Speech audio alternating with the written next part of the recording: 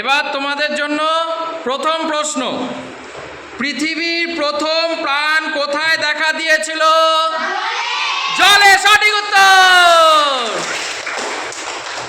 পরের প্রশ্ন, পৃথিবীর প্রথম উদ্ভিদ কি? শ্যাওলা। সঠিক উত্তর। পরের প্রশ্ন, বলো তো পৃথিবীর প্রথম প্রাণী কি? অ্যামিবা। সঠিক উত্তর। পরের প্রশ্ন, বলো তো আগাছা কোথায় জন্ম নিল? স্যাঁতসেঁতে মাটিতে। সঠিক উত্তর।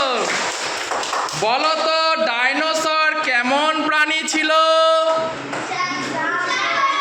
বিশাল বড়। সঠিক উত্তর।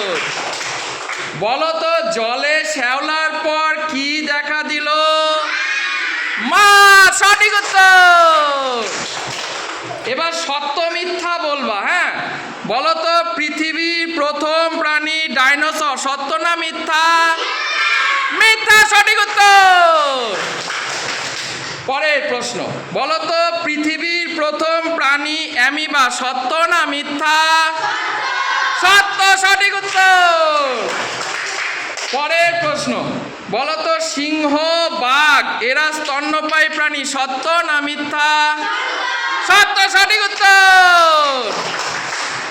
পরেরটি, বলো তো মানুষের পূর্বপুরুষ ছিল শূকর, সত্য না মিথ্যা? মিথ্যা। সঠিক উত্তর। এবার সঠিক উত্তরটি বেছে নিবা। হ্যাঁ, বলো জলে প্রথম দেখা যায় চিংড়ি না শ্যাওলা না কোষ? শ্যাওলা। সঠিক উত্তর। বলো প্রথম প্রাণী ছিল অ্যামিবা না মাছ না বানর? প্রথম প্রাণী ছিল অ্যামিবা, মাছ না বানর? অ্যামিবা। সঠিক উত্তর। পরের প্রশ্ন, স্যাঁতস্যাঁতে মাটিতে জন্ম নিল শ্যাওলা না আগাছা না বড় গাছ? আগাছা। সঠিক উত্তর।